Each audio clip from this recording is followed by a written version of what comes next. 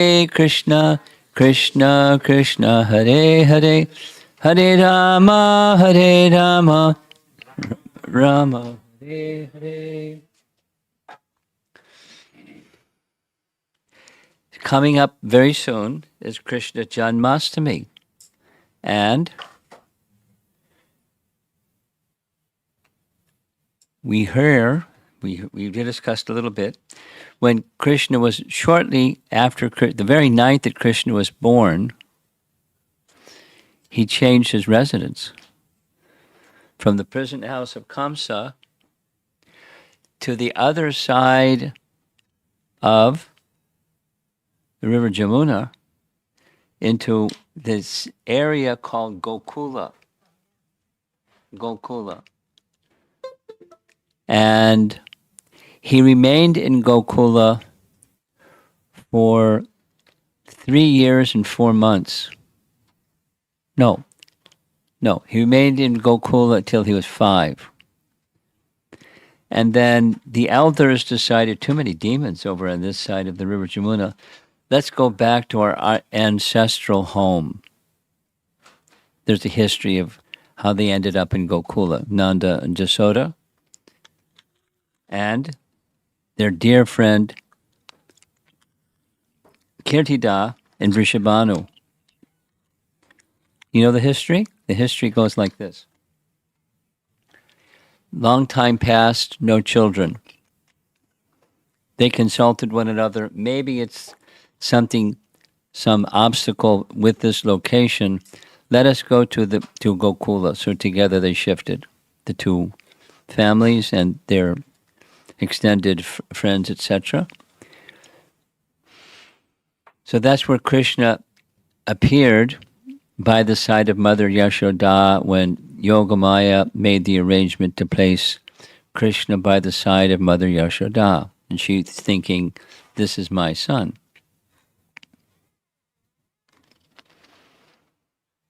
Although later they found out that Krishna was not their son. Krishna was not their son. Krishna was the son of Vasudeva and Devaki. So he remained in Vrindavan until 10 years, 8 months, according to our acharyas. So a little over 5 years, 8 months, something like that. He remained in Vrindavan. All the childhood pastimes took place during those ages, 10 years, 8 months. And that's when Akrura came, dispatched by Kamsa to bring Krishna to Mathura so he could kill him. But the opposite happened. And after Kamsa was killed, and Chanur and Mushtaka and all of their brothers, and Krishna released Vasudeva and Devaki from prison. The next big event was Upanayana, because as a village cowherd boy, he had not received Gayatri. But the Kshatriya parents, around the 11th year, the young boy would receive Upanayana, so they had Gargamuni perform his Upanayana ceremony. And then what? You got to go to school, because he didn't go to school in Braja. Now he's got to go to school. Krishna selected his own teacher. There's details. But Sandipani Muni was some distance away. There's different reasons why Sandipani Muni was selected. Not Leela reasons, but, practical consideration kinds of reasons. He finished his education in the school of Sandipani Muni in 6 months. He was a fast learner. He learned everything that Sandipani Muni had to teach in 6 months. He's a smart kid. And so then he returned back to Dwarka. To Mathura. And for some time he was in Mathura. And he left Mathura in order to, two things, to deal with Jarasandha, who was attacking Mathura many, 13 times, 14 times, something like that. So it was time for him to marry his first wife. That's according to the Acharyas. He and Balaram made an arrangement for Dwarka to be built, and he went to Dwarka. But his reason was, for his Dwarka Leela, was to marry wives. The first wife, Rukmini. Second wife, Jambavati. Third wife, Satyabhama. And then 5 other wives. It's all narrated in one chapter. So there's 100. There's an 8, and then the 16,100 came as a result of his killing Narakasura, who had kidnapped 16,100 princesses. So he's got 16,108 wives and palaces, and expanded himself into 16,108 Krishnas, and with each queen had 10 sons. Do the math, it's a lot of sons. And 1 daughter. Often the 10 sons are mentioned, and not so often there's mention of the 1 daughter for each queen and Krishna. So some time passed. When he left Vrindavan, it was a big scene, and he promised he would return. And then repeatedly, we'll hear as we go along with this chapter, repeatedly he sent messages. One of the celebrated messengers was Uddhava. Right? Uddhava. Uddhava, very special personality. Like Arjuna, Uddhava was a cousin. And like Arjuna, he is very, very dear to Krishna. There are many devotees dear to Krishna, but Uddhava was especially dear to Krishna. Just like there's Bhagavad Gita, there's Uddhava Gita. Krishna speaking to Arjuna, Krishna speaking to Uddhava. Very special personality.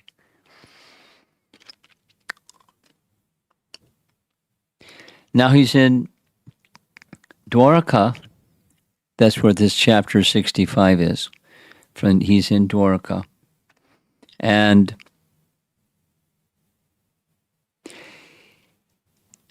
there's different explanations.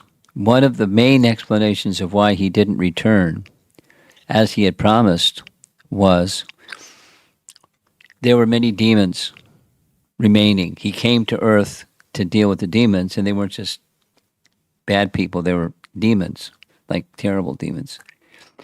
So Krishna reasoned that if he went to Vrindavan, everyone would know his affinity for the residents of Vrindavan, and they would go and harass the residents of Vrindavan. He didn't want to bring trouble to the residents of Vrindavan, so he didn't go to visit.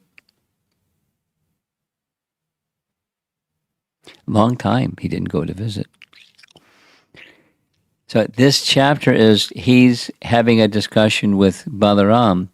I can't go because of the demons that are left to be killed, but you can go. There's another reason that he didn't go, we'll hear shortly.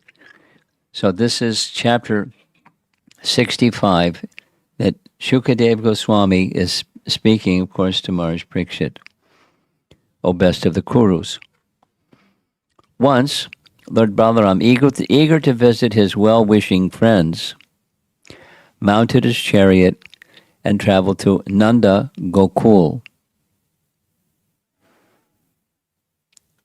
Vrindavan. And then commentary says, in this chapter, Balaram visits Vrindavan, associates with his friends, plays with his gopis, and drags the river Jamuna. Those 4 things. And there's further. Question. Why did Krishna, the great ocean of prema, not go to Braja? And the Acharyas answer as follows. The Yadus thought The gopis are famous for their pure ecstatic love, and Krishna's parents have intense love for him. Krishna is controlled by pure love. So if he goes to see the Brajbasis, how will he be able to leave them and come back to us? Very reasonable. And so they blocked him. With this in mind, the Yadus prevented Krishna from going, knowing that he becomes subservient to the pastimes in which he reciprocates the ever-increasing love of the Brajbasis. This is a nice painting, and there's many pastimes indicating, even while he's with his queens and sitting in the Sudharma assembly hall and doing what he does in Dwarka, like the painting shows, his mind is with the residents of Vrindavan. Nanda and Jasoda in the foreground, the Gopas in the background, the Gopis in between. He's absorbed. They're absorbed in thought of him, and he's absorbed in thought of them. Question. But then neither should Baladev be able to leave his brother Krishna, who is dear to him, than his own life? That's a very reasonable question. This argument is settled by saying that Balaram had such eagerness, utkanta, that his discrimination and sense control disappeared. He was overwhelmed with the anticipation of meeting with the Brajbasis. So back to the verse, Shukadev Goswami speaking.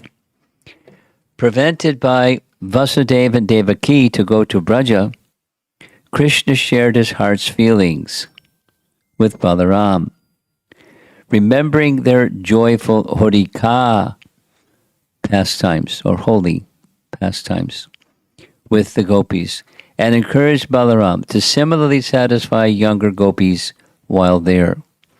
So there are two sets of gopis, Krishna's gopis and Balaram's gopis. And we'll hear about both of them this evening. He gave his consent to Balaram to go alone. He's got his set of instructions. Go alone, enter wearing cowherd attire, carrying a message for various devotees by name, along with yet another promise that he would personally come after some time, unspecified after some time. Now, the understanding between Balaram and Krishna was the killing of the demons, so we didn't give a time frame for that. Having long suffered the anxiety of separation, the cowherd men and their wives embraced Lord Balaram. The Lord then offered respects to his parents, and they joyfully greeted him with prayers. Now his parents, in one hand, means Nanda and Jasoda, but it also means Rohini. So he had like two mothers, kind of. We'll hear how Mother Yashoda feels her affection for Balaram like she feels for Krishna. So he's with his parents. Nanda and Jasoda prayed, "O descendant of Dasharha, O Lord of the universe." Now, we normally hear that the Brajvasis don't have a sense that Krishna is the supreme. But here by chapter 65, they've got an inkling that he's not just their dear son or Rohini's son, but he's much bigger than that. Lord of the universe, may you and your younger brother Krishna, notice there's an asterisk after Krishna's name, your younger brother Krishna ever protect us. Saying this, they raised Sri Balaram onto their laps. He's a big adult, but parental affection doesn't know boundaries. And embraced him and moistened him with tears from their eyes. Now, we heard the other day that Balaram was in the womb of Rohini for 4 months before Vasudeva sent his wife, Rohini, to stay with Nanda for the protection of the child in her womb and her protection, because Kamsa is wicked and who knows, wild man, he could do anything. So Balaram stayed, we heard, Balaram stayed within the womb of Rohini for 14 months, waiting for Krishna to appear. So Balaram's appearance is just a short duration of time before Krishna appears, and then after, soon Krishna is going to appear. Krishna Janmashtami. So he is the younger brother of Krishna. Excuse me. Krishna is the younger brother, and he's the older brother. Meaning, the indication is that by this time they knew that Vasudeva and Devaki were the parents of Krishna, and Vasudeva and Rohini were the parents of Balaram. So that they're not biological brothers, but the younger brother. Krishna is the same father. Got it? So that's the footnote. This shows Nanda, this is commentary, deep affection for Vasudeva. Even knowing that Balaram was Vasudev's son, Nanda considered Balaram to be his own, with intense affection as a father. And similarly, we're going to hear how Mother Yashoda feels towards Balaram. This is Balaram Katha. Nanda,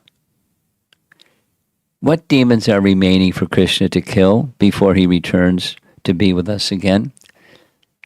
So there was some conversation. Why hasn't Krishna come? He wants to make sure that the demons are killed first, because they'll come and harass the Brijvasis. And so the reply from Balaram, he gives a short list. Shishupal, the king of Kashi, Paundraka, Shalva, Jarasandha, Dvidvida, Dantavakra, and Vidurata, and some others still to be killed. So Krishna will come after that's taken care of. There's a little history, and that's in the Srimad Bhagavatam and presented by our commentators, because Krishna killed Shishupal and Dantavakra. That the final time that Jai and Vijay appeared were those two. Right? First, Hiranyaksha and Hiranyakashipu. Second, Ravana Kumbhakarna. Third, Shishupal and Dantavakra. So the last demon to be killed was Dantavakra of those on this little list. And where was he killed? According to the Bhagavatam, he went to meet Krishna, to kill Krishna, and it was just on the western side of Mathura, and to this day there's a big gate as an entryway into the city of Dwarka that's named after Dantavakra.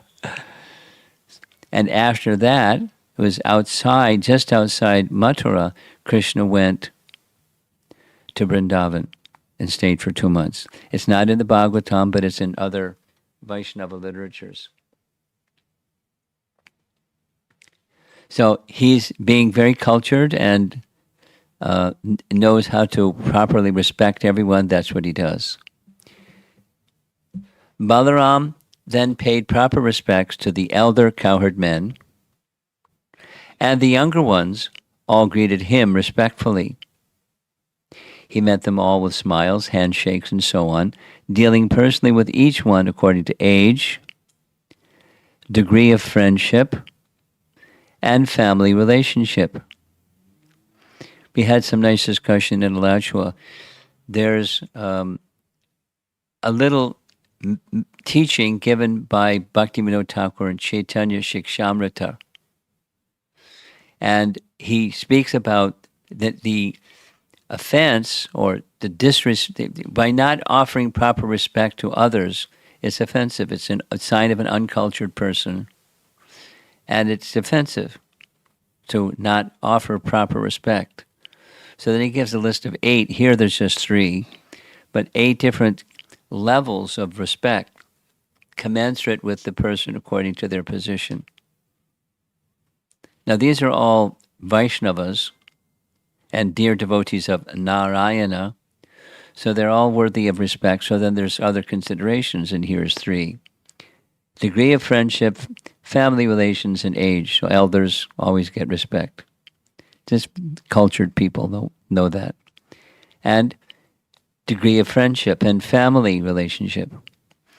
Then, after resting, he doesn't need to rest, but he rested. The Lord accepted a comfortable seat, and they all gathered around him.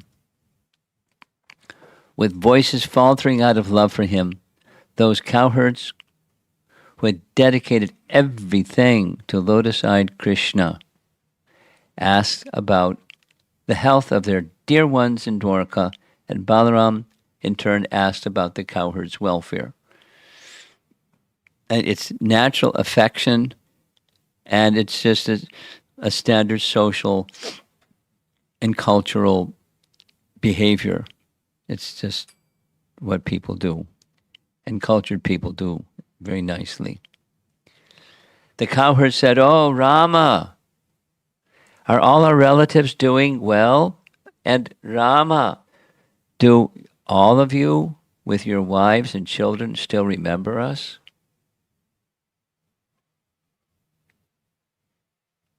It's our great fortune that sinful Kamsa has been killed, and our dear relatives, Vasudeva Devaki, and others who are also in prison, have been freed.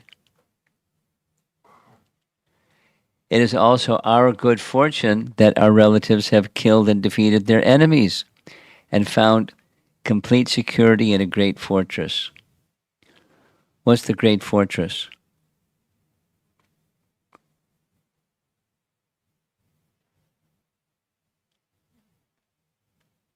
Oh, come on. Dwarka. Dwarka.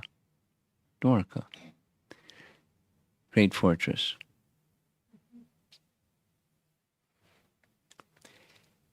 After paying due respect to all the elders, Balaram visited each and every home of his childhood cowherd friends. However, his heart, being full of separation from Krishna, as were the hearts of the cowherd boys, because now they're grown up, he could only gaze at the cows, both morning and night. He could not bear the absence of Krishna. Thus, no herding of cows could take place. Now, they started herding calves at 3 years plus a few months, and he started herding cows at 6 years. And for the whole duration that he was in Vrndavana, it was cows and cows and cows.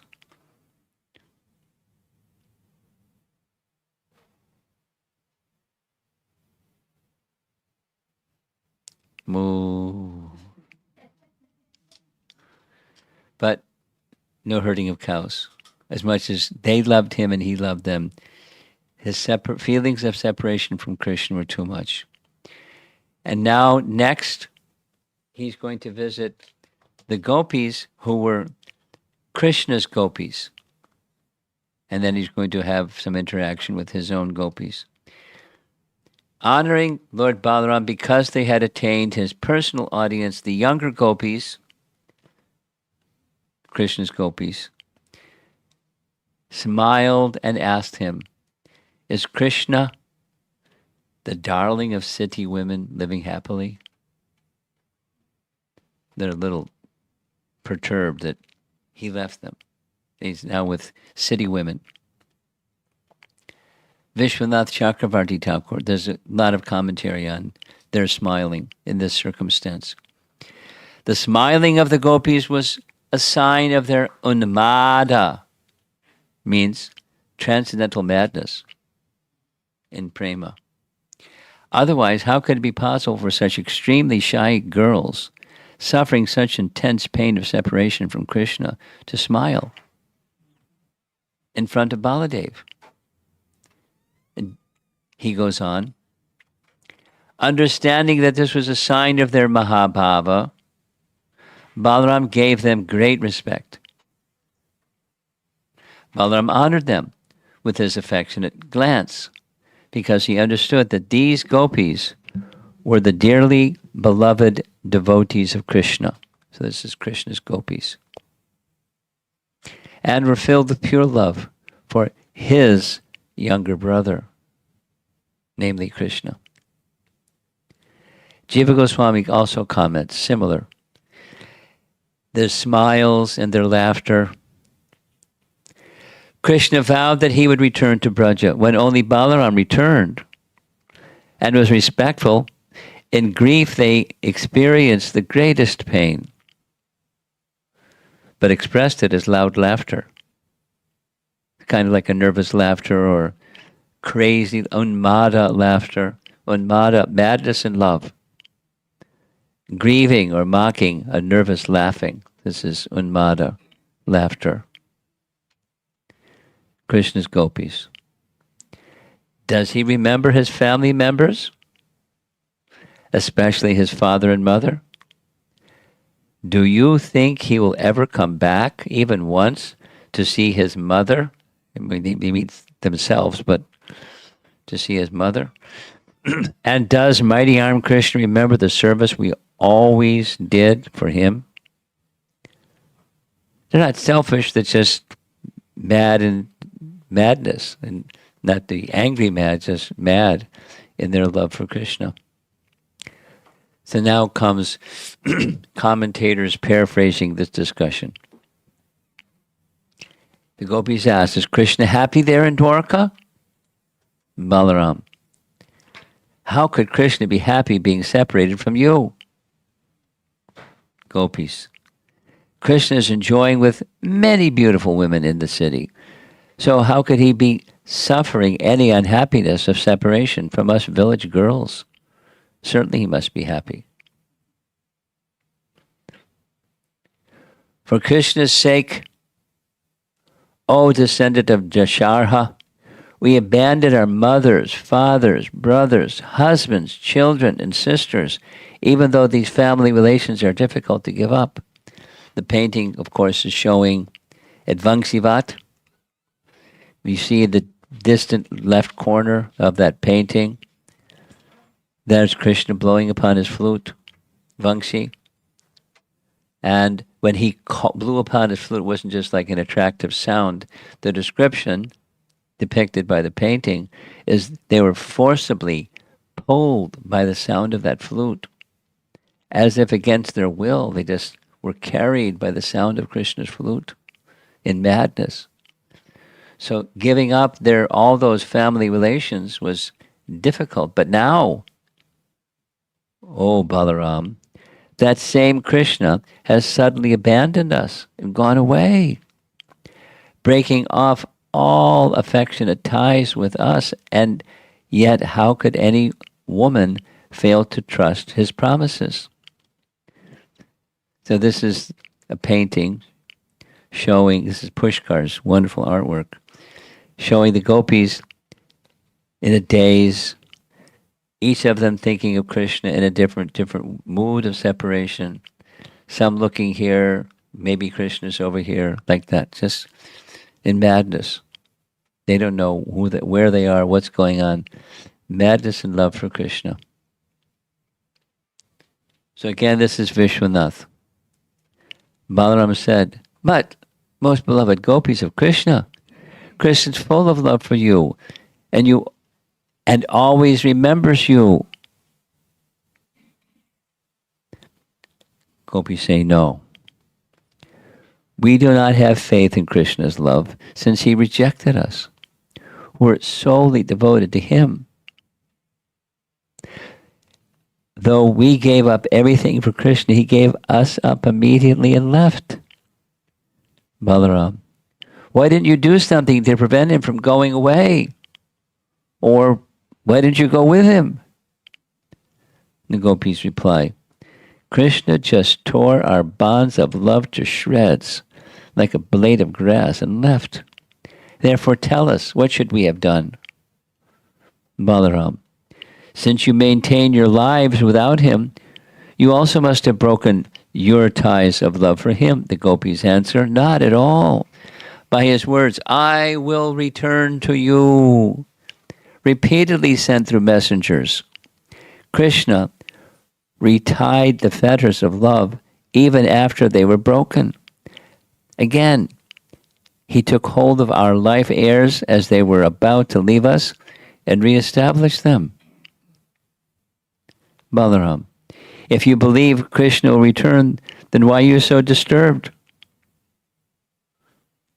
No, this is not correct, since even now, Krishna has still not come.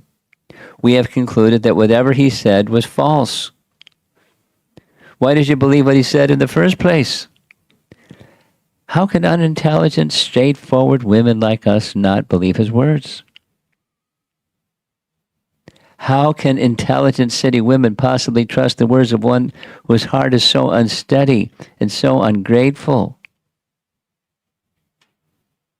Their emotions are out of control. They must believe him because he speaks so wonderfully, and also because his beautiful smiling glances arouse their lust. Why bother talking about him, dear Gopi? Please talk of something else. If he passes his time without us, then we shall similarly pass ours without him. But they can't. While speaking these words, the young cowherd women remembered Lord Shauri's laughter, his pleasing conversations with them, his attractive glances, his style of walking, and his loving embraces. Thus they began to cry. So, along with the narration, I hope you're taking in these beautiful paintings. Krishna's charm captivated their hearts and their minds and their love. The Supreme Lord Balaram, so it's not over yet. He's a mediator, so he's going to help mediate their calamity. The attractor of all, being expert in various kinds of conciliation, consoled the gopis by relaying to them the confidential message that Lord Krishna had sent with him. These messages deeply touched the gopis' hearts. He had messages, in many cases, per name of each person, the adults and its friends and the gopis and so on. Lord Balaram, this is Vishnu Purana, speaks of the same incident or circumstance. Lord Balaram consoled the gopis by giving them Lord Krishna's most charming messages, which expressed sweet conciliation, which were inspired by his pure love for them, and which were without a tinge of pride. So their hearts were touched by hearing these words. He consoled them with Krishna's messages because they entered those messages, which melted their hearts.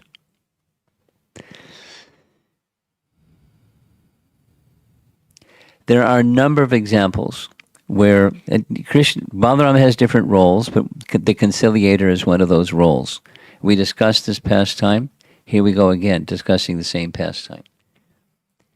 On the circumstance of Samba's marriage to Lakshmana. Who's Lakshmana?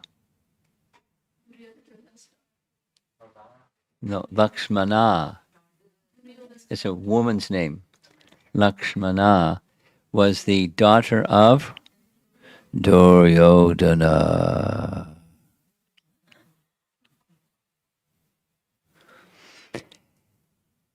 And we know Duryodhana had its strong animosity towards the Pandavas. Like from childhood.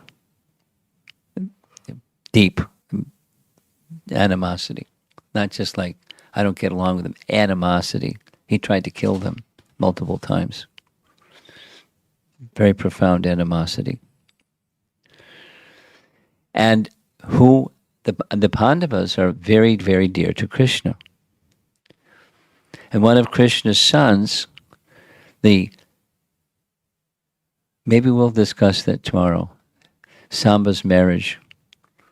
So maybe we won't go into all the details. But Samba wanted to marry Lakshmana. Lakshmana didn't want to marry Samba. Doesn't say who she wanted to marry. But there was her Swayamvar ceremony where in Vedic culture, young princesses would sometimes be given the opportunity, rather than arranged marriage, they would select their own husband. And the ceremony was the Swayamvar ceremony. So on the occasion of her Swayamvar ceremony, Samba showed up and scooped her up, put her on his chariot, and drove off. Right in the middle of everybody, the big festival. So there was a big scene. Without all the details, because we don't have to narrate it tomorrow. I'll just narrate it now. We'll do something else tomorrow. So,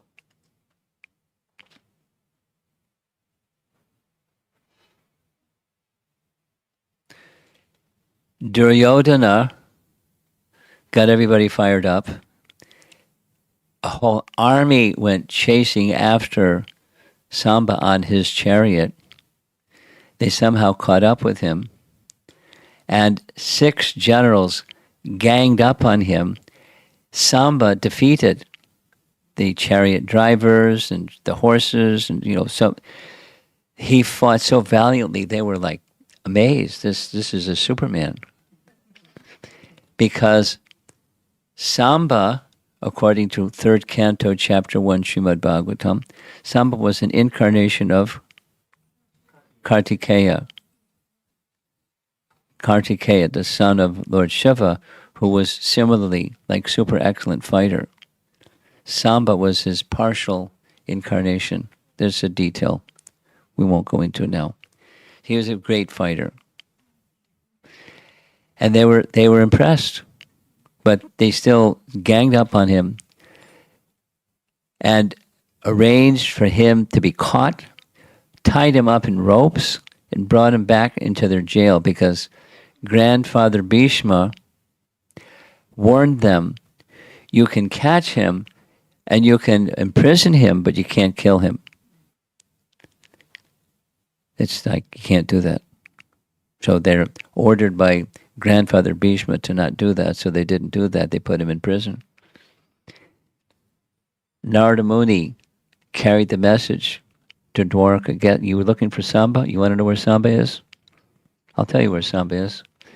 He's in prison. Duryodhana put him in prison.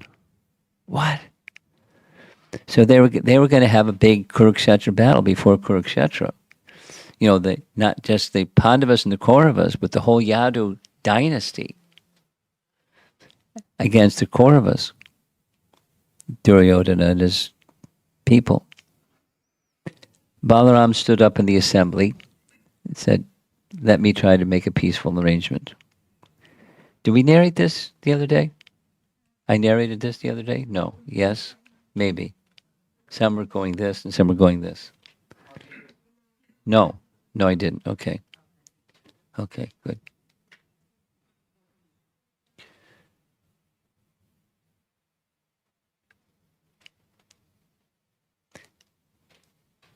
Here's a question.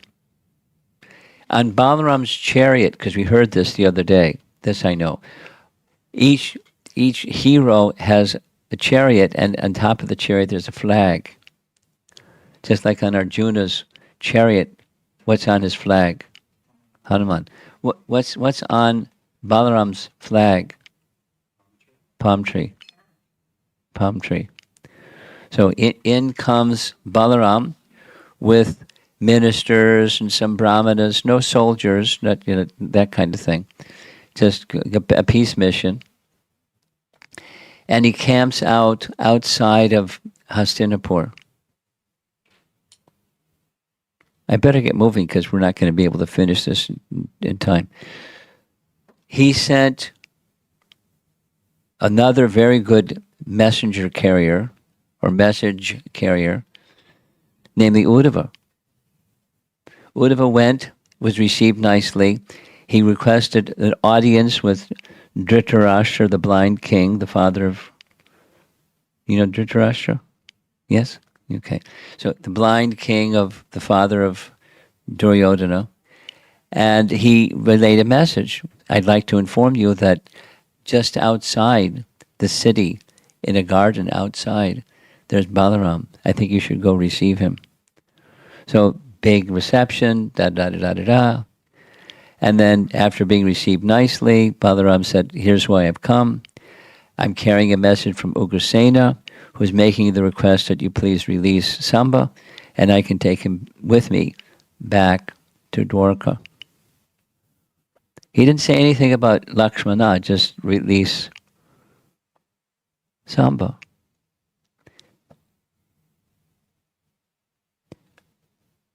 Duryodhana lost it. There's pages and verses of vilification of Ugrasena, and vilification of the Yadu dynasty, and vilification of Krishna. And, he even spoke ill of the person who he thought as his guru, Balaram himself. And they just turned and walked back into the city, angry. There's several pages of how Balaram contemplated what just happened. And he understood, in short, they're too much filled with pride. So something needs to be done to cure them or free them from pride. So that's what's shown in the painting here. He took his plow, and with his plow it got really big, according to the Acharya's description, and he began dragging the entire city in the direction of the Ganges. Apparently the Ganges was very wide at this particular place, and he was the plan was drag the whole city into the Ganges. Everything was trembling, the buildings were shaking, people were screaming. They were very angry at Duryodhana because of dealing with Balaram the way that he dealt with. So they had a wake-up call. They came out and placated Balaram and provided Samba and Lakshmana, and off they went. Here's Sridhar Swami's commentary on what we just narrated. Balaram first consoled them. This is the residents of Hastinapur. Then he praised them to remove their despondency. He then described Krishna's mercy directed to them. Then he described, we're going back to the Balaram's doing his conciliatory work with the gopis, who were angry with Krishna for not coming. Then he described with regret various events that delayed Krishna from returning. He then promised to bring Krishna back with a believable oath. Will you hear his oath? He then frightened them by saying that Krishna, who held them dearer than 1,000,000 of his lives, would suffer intense grief on hearing of their crying. So please stop crying.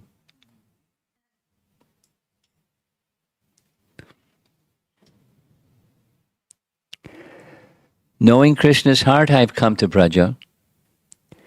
Knowing his heart deeply, I speak to you with consoling words. If I knew he was indifferent, I would not be able to speak with you, nor would I be satisfied with him. It should be understood that Krishna dispatched Baladev and Uddhava with his intimate messages. Krishna is bringing... Balaram is a carrier of a message for the gopis. Uddhava was a carrier of a message for the gopis because they were both trusted friends. without consideration of their other sentiments of servitude.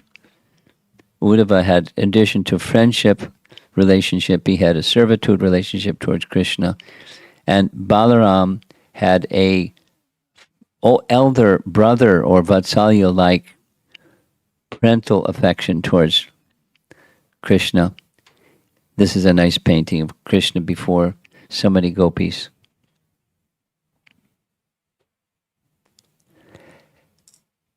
Vishwanath Chakravarti Thakur writes, the use of plural form indicates that Krishna sent many messages, not one. Some messages instructed the gopis in transcendental knowledge. Some were sweet and apologetic, and some were dignified. Being heartfelt, Krishna's messages could not be revealed publicly because of their confidential nature. So Balaram's making this pledge. Balaram boldly exclaimed, dear gopis, now that I have consoled you, I will go to Dwarka and bring Krishna here by force. I am not exclusively under Krishna's control like Uddhava. In this way, Balaram displayed his expertise in conciliation. Hearing this, the gopis experienced that they had attained Krishna. That's Jiva Goswami's commentary. We accept your words that you will bring Krishna. So, mission's accomplished. One of the assignments that Krishna gave to Balaram, meet with my gopis, my gopi friends, and let them be pacified, I will come. All these exchanges were with Krishna's gopis with whom he had performed rasa dance. And now, the next phase, Balaram's going to have his own rasa dance, which was also an instruction by Krishna. Lord Balaram, the personality of Godhead, resided there for 2 months of Madhu and Madhava. And during the nights, he gave the cowherd girlfriends conjugal pleasure. Notice in the sky there's a full moon. It's going to tell us every night it was a full moon by Balaram's arrangement. These were not the same gopis with whom Krishna had conducted his rasa dance. In the company of numerous women, Lord Balaram enjoyed in a garden by the Yamuna River. This is now the next adventure, his plow in the Yamuna River. The garden was bathed in the rays of the full moon and caressed by breezes bearing the fragrance of night-blooming lotuses. Lotuses have one of the characteristics of lotuses is at night they close, when the sun rises in the morning they open. The sun sets, the lotuses close. They stay closed till the sun rises the next morning. But these were night-blooming lotuses because it was the full moon. It was like daytime. And they were very, very fragrant, intoxicatingly fragrant. There was always a full moon. Being sent by the demigod Varuna, the divine Varuni liquor, it's a description by the commentators, it's a type of liquor which arose with the sweet nectar of the devas, flowed in tree hollow and made the entire forest even more fragrant with its sweet aroma. The wind carried to Balaram the fragrance of that flood of sweet liquor, and when he smelled it, he went to the tree. There, he and his female companions drank. Now, Balaram had 2 wives. You know what the names of the 2 wives were? Revati, the second wife, Varuni. There's a deity in the southern part of Vrndavana where he is holding the Varuni beverage. And I don't know exactly the correlation between the Varuni beverage and his wife Varuni because I researched and couldn't find it anywhere. But just as Lord Nityananda had 2 wives, Balaram had two wives. Who were the two wives of Lord Nityananda? Janava and Vasudha. Vasudha. Vasudha and Janava were both daughters of dear devotees of Lord Nityananda. Suryadas Sarakale. This is described in Gaura Leela. Anyway, the two daughters were given in marriage to Nityananda, and these two wives, later we're going to hear, maybe we'll hear that tomorrow, Dvidvita Gorilla. That's what we'll do tomorrow. Dvidvita Gorilla. Because Balarama was holding Varuni beverage then also. So, as the Gandharvas sang his glories, Lord Balaram enjoyed within the brilliant circle of young women. He appeared just like Indra's elephant, Airavata, enjoying in the company of she-elephants. The demigods were in the sky, Gandharvas playing music and singing and dancing and enjoying, celebrating Balaram's dancing with the gopis, his rasa dance with his gopis. As his deeds were sung, Hala Yudha. What's the meaning of Hala? Plow. And Yudha?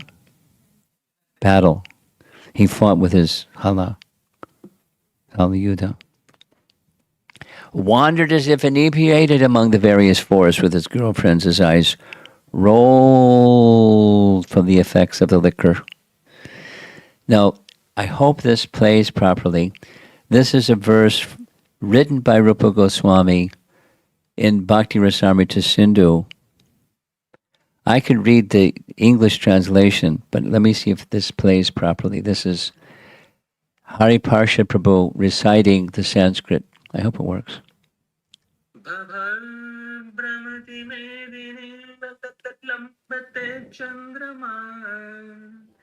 Krishna Babadadrutam Hahasantikim Vrishnaya Shishirumumanchame Papapan Patrasitam Maraskalitamalapan Haladara Shriyam Bakriya. I couldn't do that. But I can do the English. Krishna, or Balaram. The earth is spinning around. The moon is hanging upside down. Krishna, to tell me if the Vrishnis are laughing at me. Give me the wine in my drinking vessel. May Haladar, who is thus faltering in intoxication, ensure prosperity for you all. Rupa Goswami. Right in Bhakti Rasamrita Sindhu. And Lalita Madhava, Rupa Goswami writes like this. Baladev arrived with disheveled hair, fully intoxicated with liquor.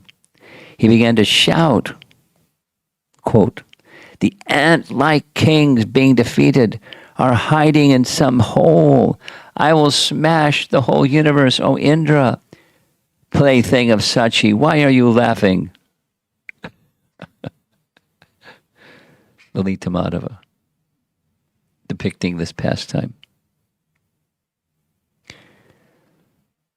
The Lord then summoned the Yamuna river so that he could play in her waters, but she disregarded his command, thinking he was drunk.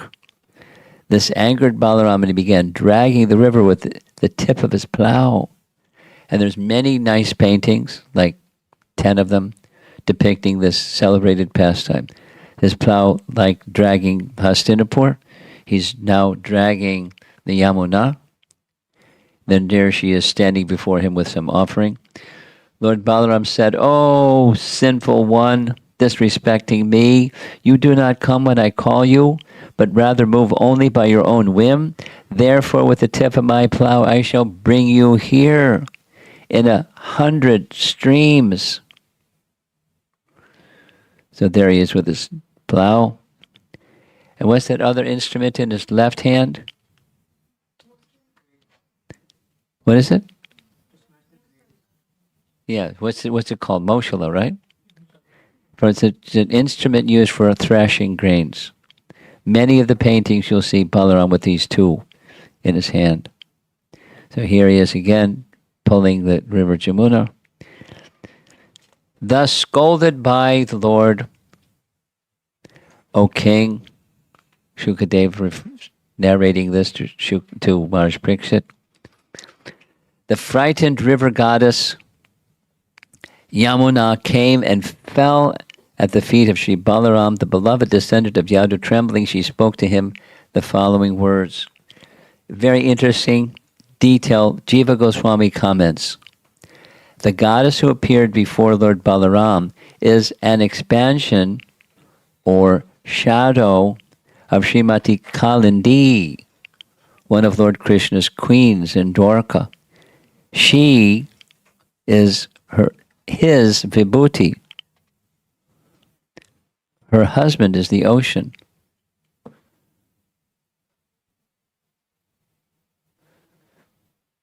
So vibhuti means opulence. That Vibhuti Yoga, chapter 10, Bhagavad Gita. Opulences of the absolute. Vibhuti and opulence are the same. So she is a vibhuti of one of the queens of Krishna named Kalindi. So she's one of the 8 of the 16,108. So after, we mentioned this, after Krishna married Rukmini, then Jambavati, then Satyabhama, and then the 5. So Kalindi was one of the 5.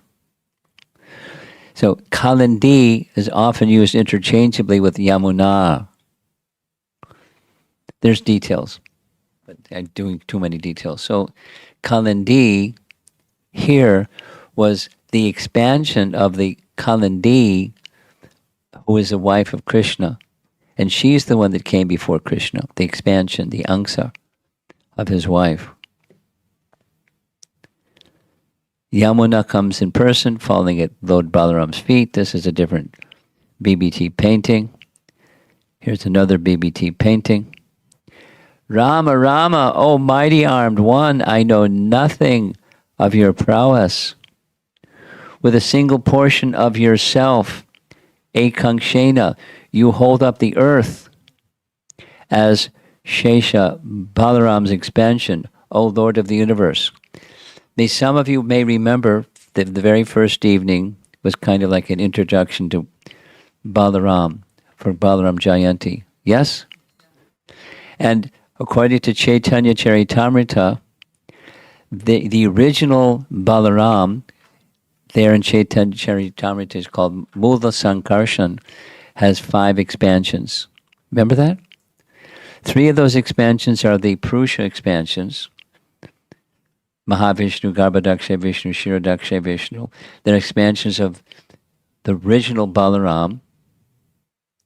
And then those are plenary portions, and then there's angsas. That's this word on the screen here. Eka angsa. One of those expansions was Anantashesh, if you remember. And Sankarshan was the other. Remember? Some of you remember. So that's the reference. And she's a very learned lady. She understands that Balaram, standing there with his plow, he's the source of Anantashesh that's holding up the universe, O Lord of the universe. With a single portion, you hold up the earth. Another painting, Balaram dragging with the plow. And there's his instrument for thrashing grain in the other hand. O soul of the universe, I didn't understand your position as the supreme Godhead, Maha Sankarshana. Maha Sankarshana, the original Balaram. But I now surrender unto you, and you are always kind to your devotees. Bhakta Vatsala, so kind of, please forgive me for my oversight, and please accept me as your devotee, and because you're accepting me as your devotee, be kind to me. My Lord, please release me. And more paintings. So behind Balaram, there's the gopis that Balaram was dancing with. Balaram simply wanted to, it was very hot in the summer in Vrindavan, and he wanted to cool. So thereupon Balaram released the Jamuna, and like the king of the elephants with his entourage of she-elephants, he entered the river's water with his female companions. And there he's confronting the river Jamuna in this line drawing. The Lord played in the water to his full satisfaction, and when he came out, goddess Kanti, or Lakshmi, the goddess of fortune, the wife of Sankarshana, of his second Vyuha, presented him with blue garments, precious ornaments, and a brilliant necklace. So he's going to get dry clothes after his bath. Harivamsa, another wonderful literature, states, "O Lord, please accept as divine ornaments for your ears this single gold earring studded with diamonds, and this primeval lotus called Padma. Kindly accept them, for this act of adornment is traditional."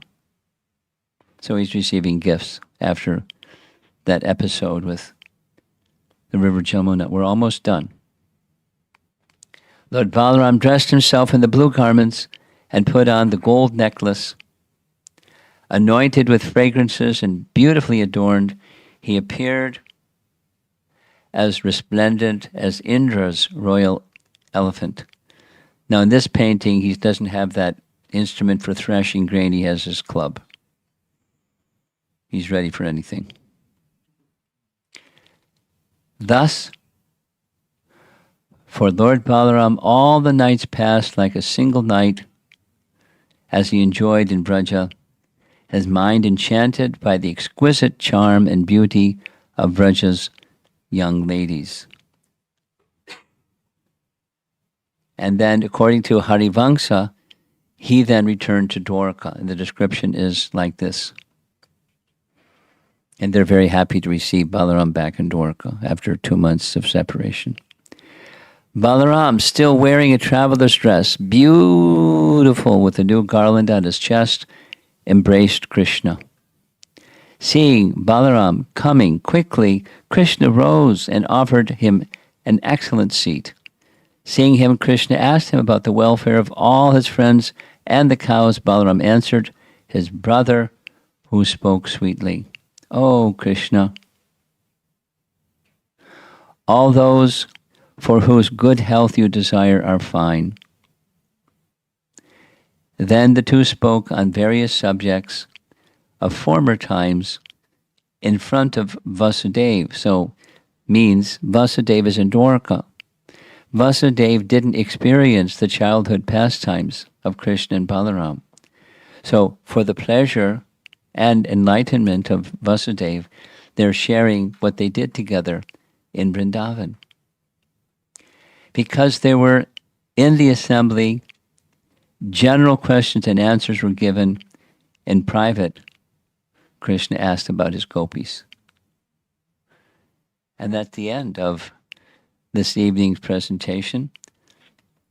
Balaram is an enjoyer of wonderful pastimes, as is Krishna. And each of the activities that Balaram did was directly under the guidance and instruction of Krishna. That's his mood. He just wants to serve Krishna's desire. He's not a stone, he has his own, but he subordinates his own desire to Krishna's desire. And Krishna, knowing that Balaram's desire, and knowing the residents of Braja's desire, and Krishna being restrained by his mother and father from going, he didn't go himself, but he went later, after Dantavakra was killed. And those are wonderful pastimes described in other literatures than Srimad Bhagavatam. So we began the evening by saying, let's go to Vrindavan together.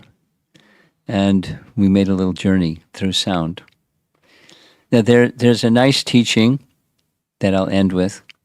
The nice teaching is there are two according to scripture, there are two manifestations of Krishna in this world. There's the spiritual world, but in this world there are two manifestations of Krishna, the original personality of Godhead, Parabrahma and Shabda Brahma. And the manifestation of Krishna in this world that's even more merciful than his personal appearance is Shabda, by sound. So one can associate with Krishna by sound. One can be in Krishna's direct. We can't. His pastimes in time and space that we know are not accessible to us, but through sound they're accessible to us. And I want to make one mention that at this, we just experienced Balarama Purnima. You know what the next Purnima is, right? The next full moon? Next Purnima? Bhadra Purnima. Very Purnimas are very nice. This Bhadra Purnima is a celebrated pastime where specifically there's a whole presentation, which I'm going to do another time, not tomorrow night. But Bhadra Purnima, maybe I could do it tomorrow night. It's very, very nice. How wonderful is the Srimad Bhagavatam? How wonderful is this Srimad Bhagavatam? The Srimad Bhagavatam is so wonderful that not only we glorify it, but the other Puranas glorify it. There was some question, what are the 18 Puranas? 6 and 6 makes 18. 3 in the mode of goodness, 3 in the mode of passion, 3 in the mode of ignorance. What are those divisions? So that was circulated, right? Yes? Yes. So in the mode of goodness, one of the primary mode of goodness Puranas is Padma Purana. In Padma Purana, there's several chapters that are just glorifying Srimad Bhagavatam, Bhagavat Mahatmya, etc. Maybe I will do it tomorrow because Bhadra Purnima is very, very nice. So it's very wonderful to read Srimad Bhagavatam. I'll say this: one of these principal things that has transformed my life is Srimad Bhagavatam.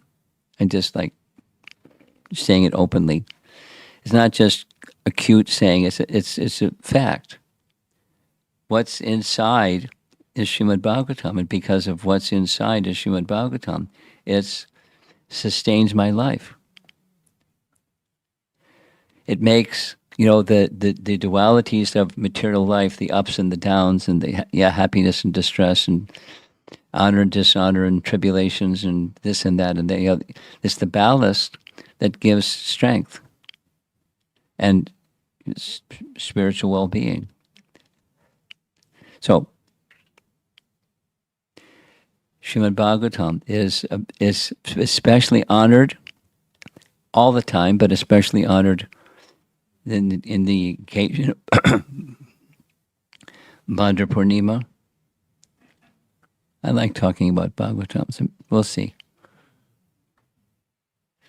Many, many nice references from many different sources of the different scriptures specifically glorifying Bhagavatam.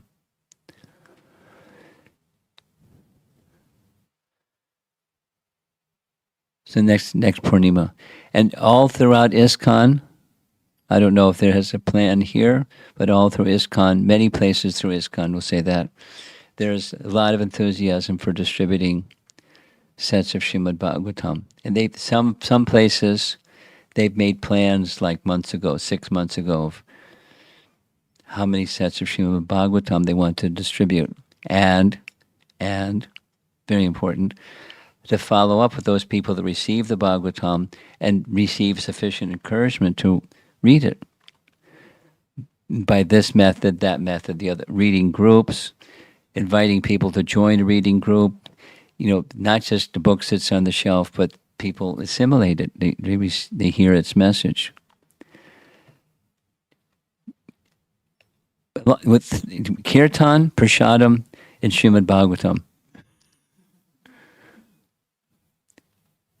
There's two others, but those are three of the most potent activities. Prasadam isn't mentioned in the five, but it's very powerful way of helping people become fixed in Krishna consciousness. So let's see if there's some discussion. Bhadra Purnima, 1 month from now. Sets of Srimad Bhagavatam to the community and people at large.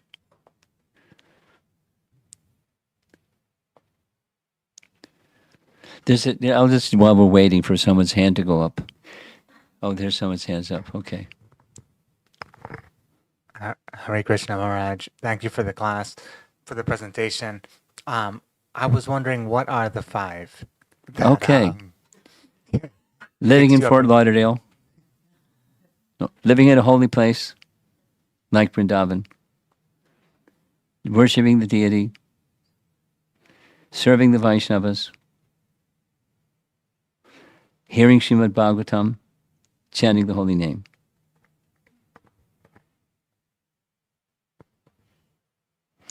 Rupa Goswami writes about of these items, even a slight attachment for them can bring all perfection.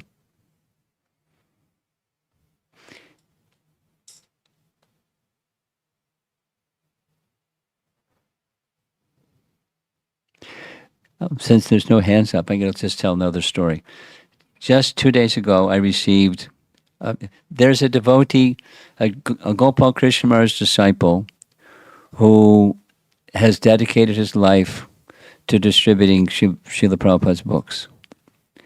And he's very enthusiastic and pretty intense person.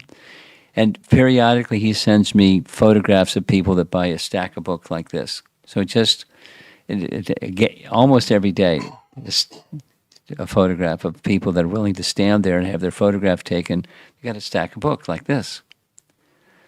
I don't know how he does it, but he manages. So just yesterday, he sent a photograph of somebody from a university in North Carolina, and he had met them some years ago. They bought a Bhagavad Gita and Nectar of Devotion. They read it. They're now chanting regularly. They just graduated college, and they're standing there with their whole Srimad Bhagavatam set. So I asked him, what are you doing to help these people? Like this young lady, her first paycheck, she got a job after she graduated with a graduate degree, a graduate studies, master's degree. And for the first paycheck, she bought a Srimad Bhagavatam set. So does she want to have a systematic study? And the answer was, I'll ask her, but probably yes. So she's now being connected to someone. She's just off in a university, no local sangha, but she likes chanting. She likes Prabhupada's books, and she's on her way, just from receiving those literatures. And a little, because she's off in the middle of some university that's in a distant place, no association, but she's making progress. It's powerful. The holy name is powerful. Srimad Bhagavatam is. When Prabhupada came to America, what did he come with? The holy name and Srimad Bhagavatam. He had the holy name, but he wanted to have at least first canto Bhagavatam. And how much dedication did he put into providing us with the rest of it? Why? Certainly it's important. And so we should read, and we should encourage others to receive and read. It's transformational. Permanently, indelibly, forever. This lifetime and forever.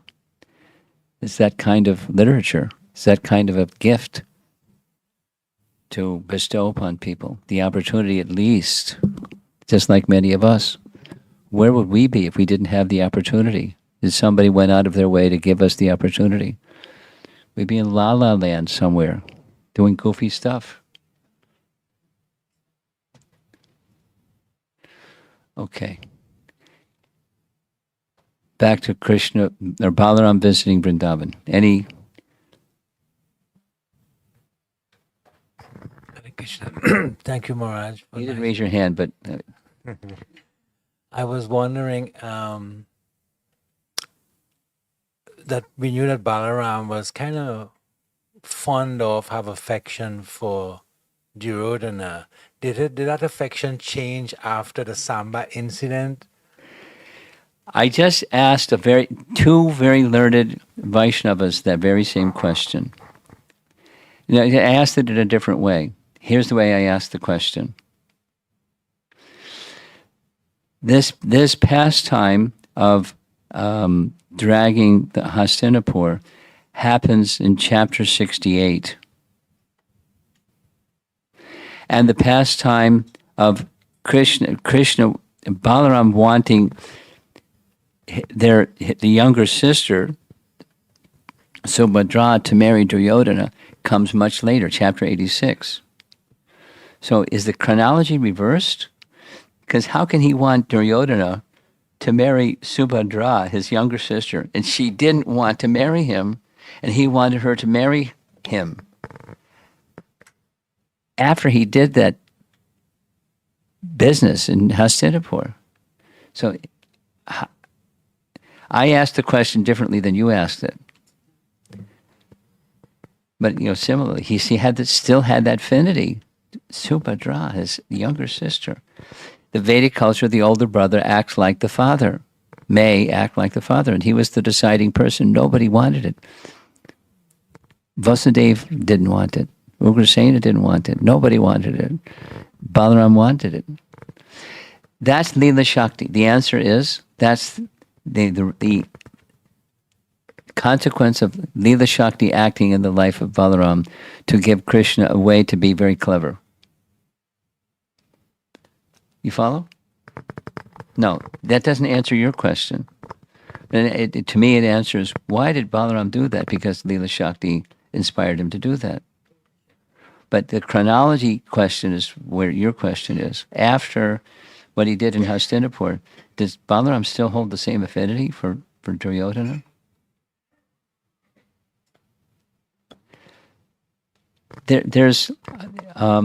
I did a bunch. It was puzzling.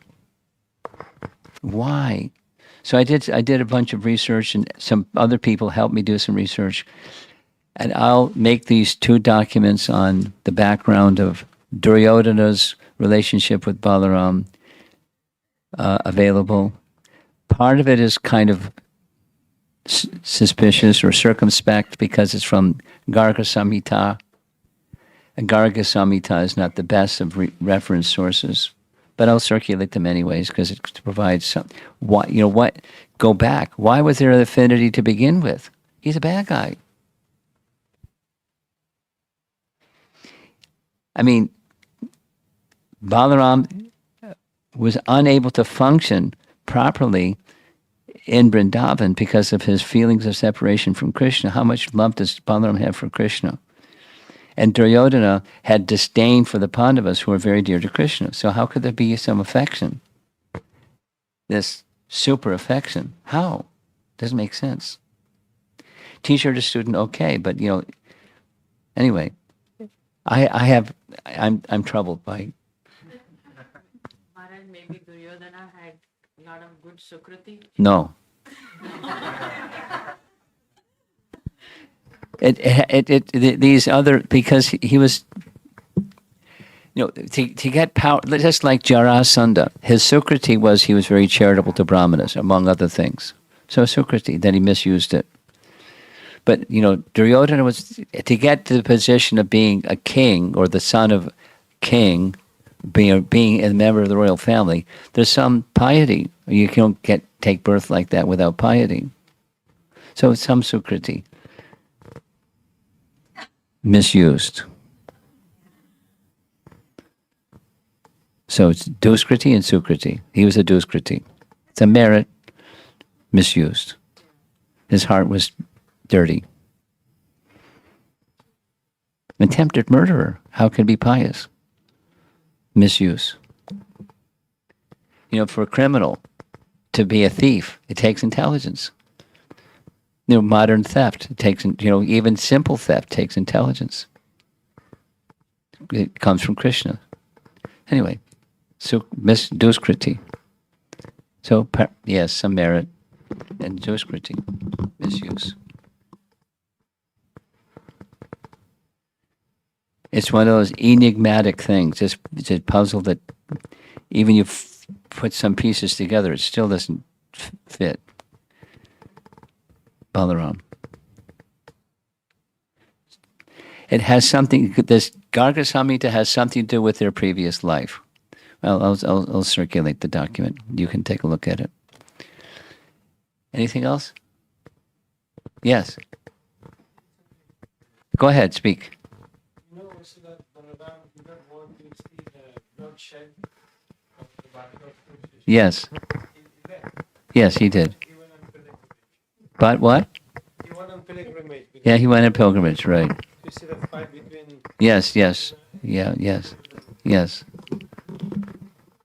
No, but he came at the end when that fight between Bhima and Duryodhana took place. That was at the very end. At the very end. And then from that, when they neither of them listened, he went back to Dwarka. His pilgrimage was over. And shortly thereafter, the battle was over too. Yes.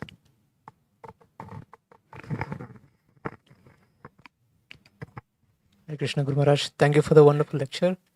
I have a question. Like usually in the material world, we refer to the scriptures and the stories like Ramayana, Mahabharata, right? And we take lessons from them.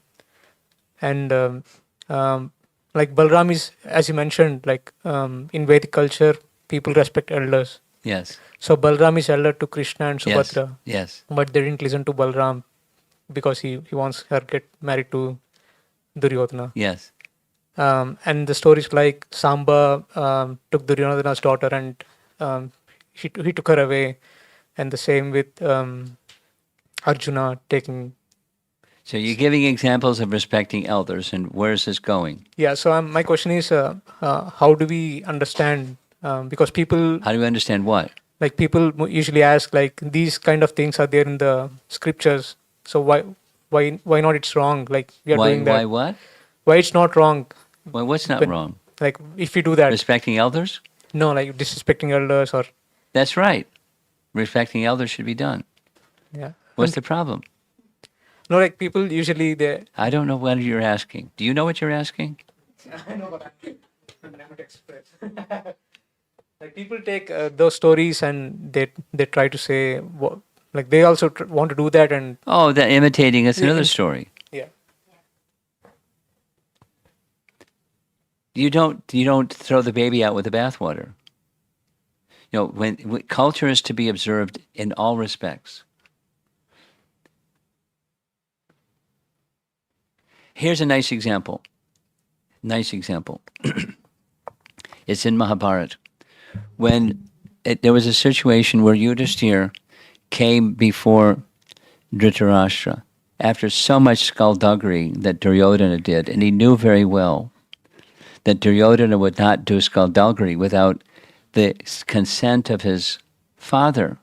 So his father was a conspirator. He wasn't the instrument, but he was looking the other way, or acknowledging some of the things his father didn't like.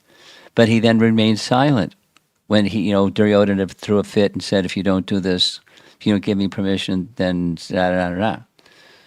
So he became. See, Yudhishthira came before Dhritarashtra knowing he was behind Duryodhana's bad deeds, and he offered him all respect because his elder position is his father's elder brother. He offered him all respect, despite all the bad. That's culture. So is it wrong to be cultured? It's good to be cultured. Now, when you there's some lines in the sand that you draw, but you don't drop respect.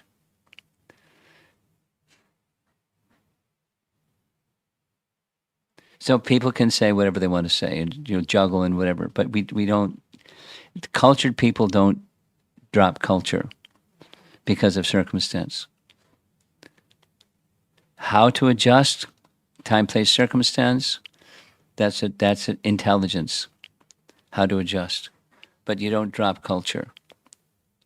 That's my answer to the some people want to imitate. Yes. Hare Krishna, here comes the microphone. Thank you so much, Maharaj, for such a wonderful class. Please accept my humble obeisances. My question is, Maharaj, Lord Balram is the Guru Tattva, right? Yes. Yes. So did Duryodhana accepted him as Guru? Did who? Duryodhana. That's in these documents, but my way of saying it is, it was convenient. It wasn't factual. And he was exploitative. He wanted something that Balaram had, and so he was respectful to Balaram because he had something I want to have. I want to have the ability to fight with a club. So it's expedient. It wasn't devotion. For a fact, how could he be devoted to someone whose dearmost person has Pandavas and he despises the Pandavas? And he disrespected Krishna in this talk, and it sambas in this prison. He directly disrespect. So how can he have respect for Balaram? It's expediency, that's all. He has something I want, and I have to be nice so he give me the thing I want. And he was good at it. Club fighting. The art of club fighting, he learned. It wasn't devoted. Expediency.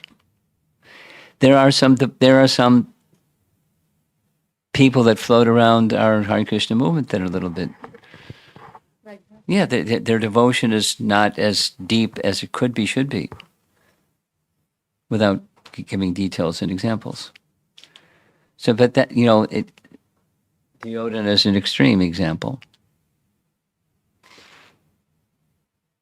Very dirty heart.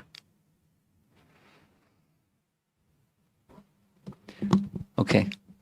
Srila Prabhupada ki jai.